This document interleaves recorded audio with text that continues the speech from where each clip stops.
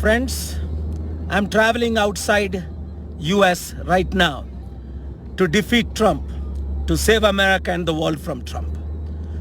Every president, every prime minister I'm meeting saying one thing. Today, I met two leaders. I cannot tell their names, but all the pictures I am taking, these world leaders are begging me to defeat Trump. Why 99% Christians all over the world in 200 countries want Trump to be defeated? Why 99.9%, almost 100% Muslims want him to be defeated?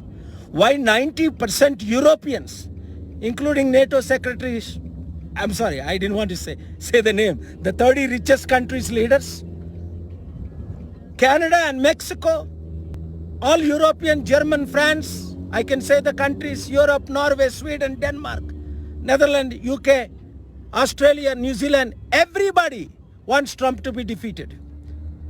Why 99% Mexicans want Trump to be defeated? Why 99% Latinos want Trump to be defeated? Who wants Trump to win? Only the racists and few people. We must work together. Listen carefully. Baga alkinchandi. We must work together right now, like I have been working. I told him he will be impeached. He has been impeached. Yes, recently he tried to convince me over the phone. It doesn't matter. We don't need another. Because first term, last 4 years, he did not declare a war with Iran and North Korea and China and Russia. All four are together. Why? Because he will lose the elections. But after the election, if he is re-elected, 100% there will be Third World War. I am insider. I know the world leaders, almost every one of them personally. Every one of them. They don't have the courage to stand against him because he's still a president. Nobody has the courage. But God has given me courage. God is leading me. Holy Spirit is leading me. Read in this book, a $30 book for $3, why I'm giving away for free, almost. People need to understand what is happening. ప్రజలు అర్థం చేసుకోవాలి ఏం జరుగుతుందన్నది.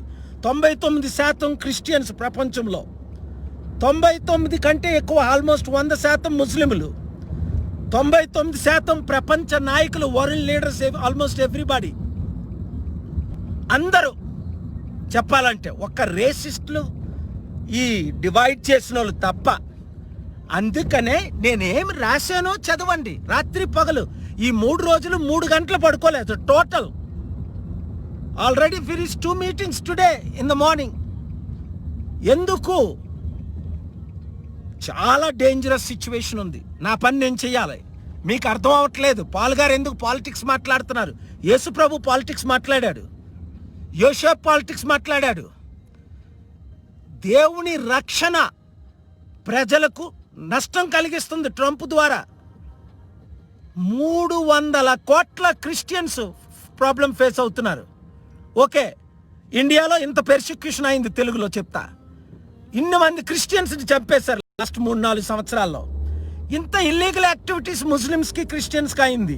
ఆయన వచ్చారు India ఫిబ్రవరిలో. ఒక్కసారైనా ఖండించారా?